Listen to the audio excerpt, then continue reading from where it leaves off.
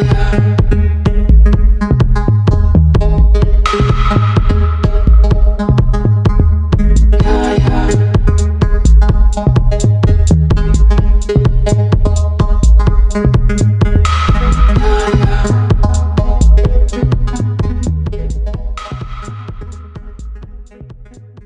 guys, really excited to review this shoe, so without further ado, let's get to it.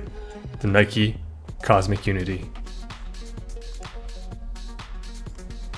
So right when I received the shipment, I knew that we were off to a good start. This is the outside of the shipping box. So you can see that Nike's already committed to the marketing message of sustainability. So in addition to the shoe itself being sustainable, Nike's committing to the shipping process being sustainable by offsetting 100% of the carbon emissions. There's a cool QR code on the box that redirects you to a Nike that shows some of the efforts that Nike is pushing towards sustainability. And of course, Nike's also showcasing some of the other sustainable products that you can purchase from them. Not a bad touch. And you can see as I'm tearing this box apart, it's a very basic brown box without a lot of additional color and print. Any additional box treatment such as gloss, colored print adds to the cost and also increases resources consumed as well. So I like the basic brown box. And this is the shoe box that's inside the shipment box. So again, pretty basic box.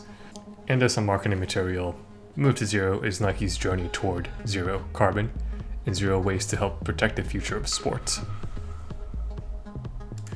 Now, I've been making an effort to look for sustainable sneakers for basketball, and the options are few and far limited. So when I saw that Nike had released the Cosmic Unity, I knew that I needed to pick up a pair and test them out to see if they can perform as a basketball shoe as well. I did pick up a 9.5 and a 10 as well, and I'm happy to report that these do run true to size, so I stuck with the 9.5. Colorway that I picked up is the Amalgam. It is the brightest out of the three colorways, so it's got a little bit of drip.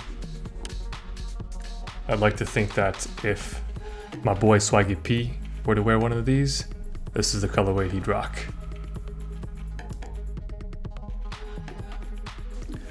Quick look at the treads of the grip. You can see it's got the classic herringbone pattern, so on-court traction should be good, and based off my in-game testing, on-court traction is indeed grip. Note that I only played indoors, but this herringbone pattern should perform well outdoors as well. Now typically I wear mid to high tops, so it's been a while since I wore a low top. The last time was probably one of the original T-Mac 1s or 2s. So it took a little bit of getting used to wearing low tops again, but overall, I felt like the ankle support was there. I wasn't too worried about rolling my ankles, and that did not happen. From a design perspective, there's quite a bit going on, but I think it all fits together pretty well.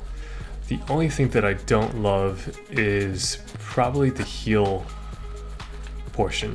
There's a lot of plastic going on here, and it makes the shoe look a little bit more bulky, and it probably adds a little bit of excessive weight.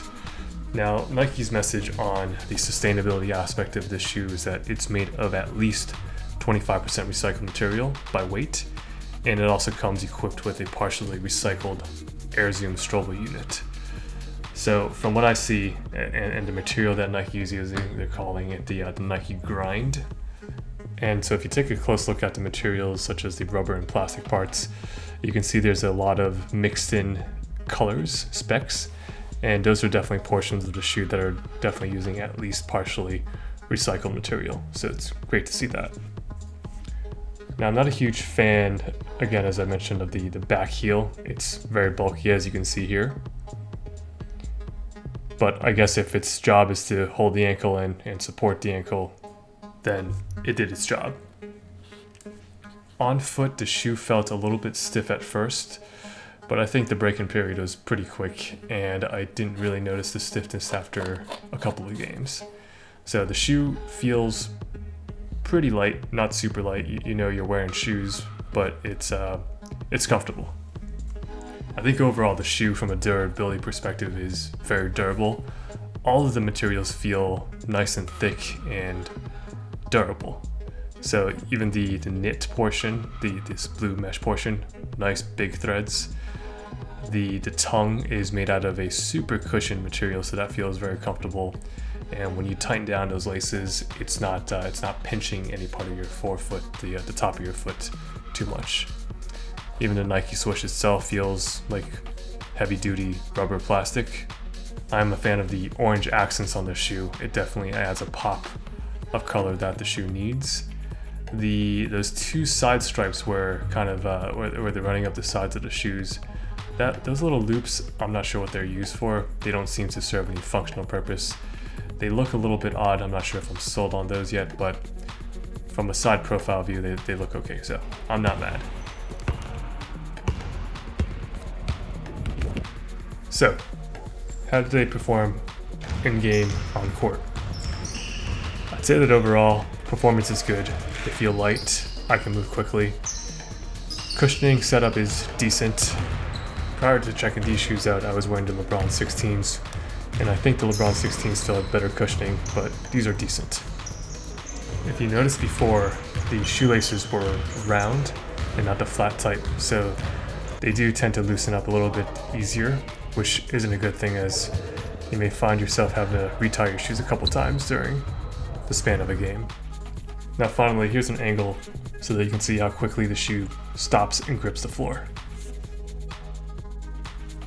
You'll also notice that overall, the shoe does not squeak, but it does bite hard. If you're into basketball, if you're into sustainability, and a better future for the planet, I'd take a hard look at these shoes and try them out. Thanks for viewing the video. If you like the content, please consider liking and subscribing. And if you have any questions, post them in the comments below. Thanks, and we'll see you next time.